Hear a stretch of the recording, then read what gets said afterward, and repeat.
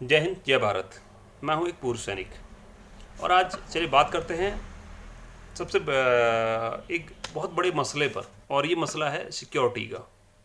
Security चाहे किसी चीज़ के लिए भी हो, सिक्योरिटी चाहे हमारे देश के लिए हो, चाहे हमारे सीमाओं के लिए हो। और सबसे बड़ी बात है कि सिक्योरिटी हमारे सेना के लिए सबसे बड़ी इंपॉर्टेंस अगर कोई चीज़ रखती है तो मैं बोल सकता हूँ कि सिक्योरिटी, जिससे हम सिक्योर हो सकें हर चीज़ के लिए।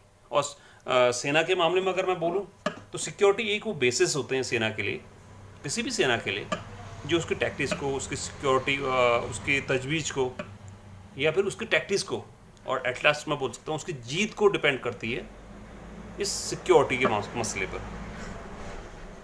आज मैं ये मुद्दा आपके सामने क्यों उठा रहा हूँ ये मैं बताऊँगा आपको। तो अब सिक्योरिटी की मीनिंग हमारे लिए क्या होता है एज एक सैनिक।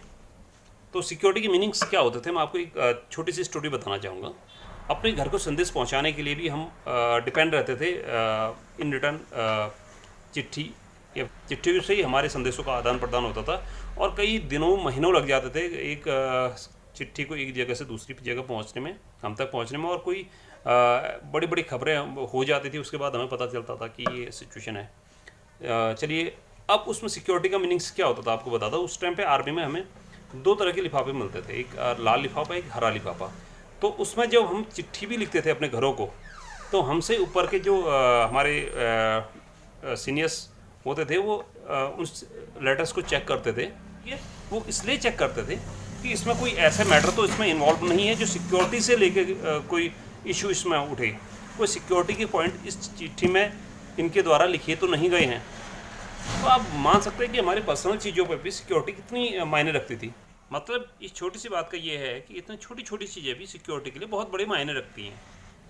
और सबसे बड़ी फौज की जो सक्सेस की जो बात होती है कि वो इसलिए हो पाती है कि वो अपनी सिक्योरिटी को बहुत ज़्यादा तरह से कायम कर पाती है। और इसीलिए सेना हर जगह इतने सफल तौर पे ऑपरेशन करती है, अपनी जीत सुनिश्चित करती है। और आज के डेट पर मैं दिखाऊं कि जब से ये मीडिया का इतना बोलबाला इस हमारे जीवन में हो चुका है, तो सेना पे भी इससे अछूती नहीं रही है थी। लेकिन मुझे लगता है कि सेना के लिए मीडिया के लिए एक बाउंडेशन और एक हद तक इस मीडिया को इन्वॉल्वेशन हो चाहिए, ये मेरी सोच है।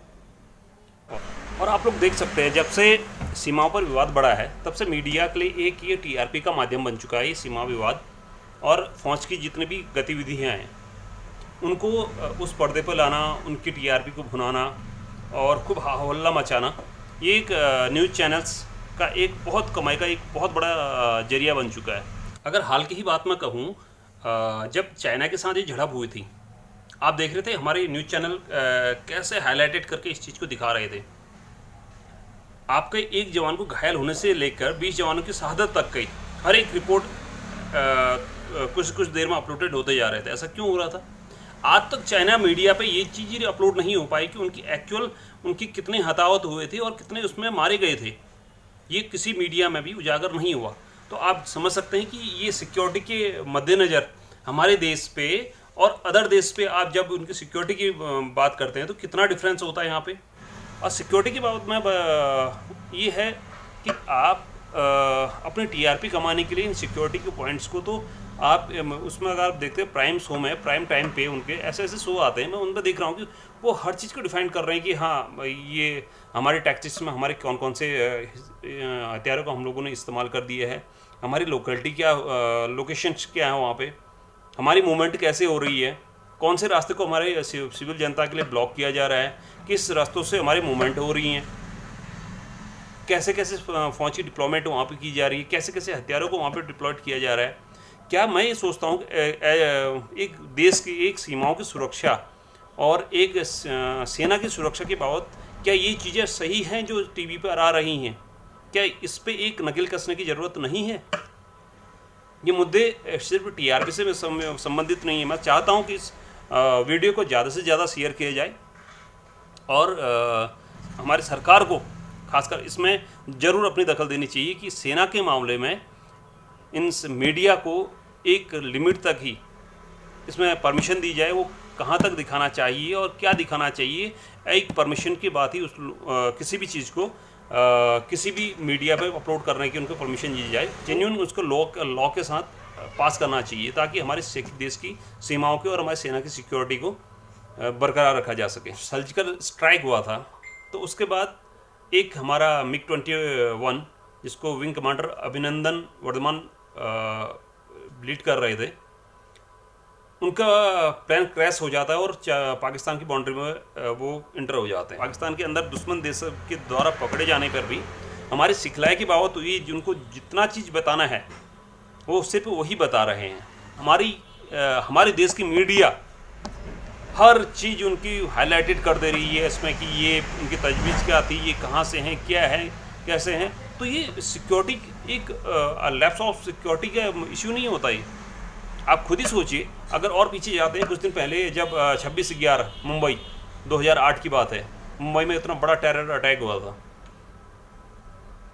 वहाँ पे अपने TRP कमाने के लिए ये न्यूज़ चैनल्स मीडिया पे प्रसारित कर रहे थे, और सबसे बड़ी बात उन टेररिस्ट के लिए भी ये प्लस पॉइंट हो रहा था। उनकी अगली एक्टिविटी क्या हो रही है कि देश की सेना की, उनको हर एक मोमेंट पे पता थी। 26/11 के अटैक में जितनों ने भी अपनी जान गंवाई, सबसे ज़्यादा उसका कारण ये था कि मीडिया का वहाँ पे लाइव कवरेज होना और उन मिलिटेंट्स को उनकी गतिविधियों का हर बार दिखाया जाना, बताया जाना कि उनकी एक्टिविटी क्या हो रही है, और उसी हिसाब से वो अपनी लोकेशन और अपनी स्ट्रेटजी को बार बार बदल रहे थे। तो आप ये एक छोटे छोटे ऐसे मुद्दे हैं जो एक देश की सिक्योरिटी के लिए, इस सेना की सिक्योरिटी के लिए, हमारी सीमाओं के लिए बहुत ज़रूरी हैं।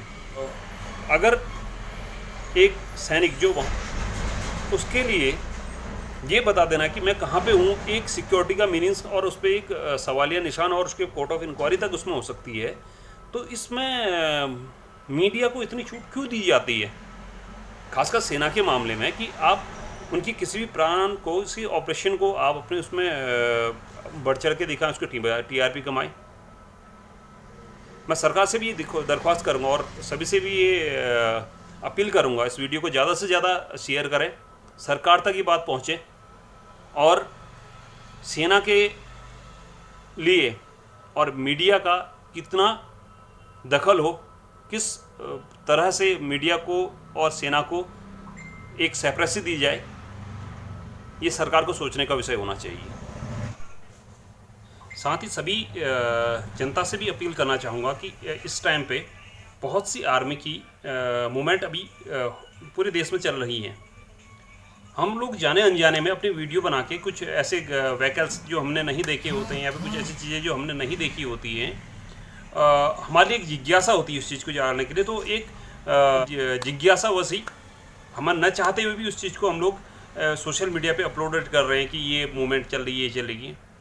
हम नहीं चाहते हुए भी कुछ ऐसे सिक्योरिटी के ऐसे पॉइंट हैं जिनको हम लोग मीडिया पे डाल रहे हैं, और कहीं ना कहीं अगर दुश्मन इस चीज़ को, छोटे छोटे डाटा इकट्ठा करके हमारी टैक्टिक्स को ऑब्जर्व करना चाहे, तो ये बहुत बड़ी एक मिस्टेक हो सकती है।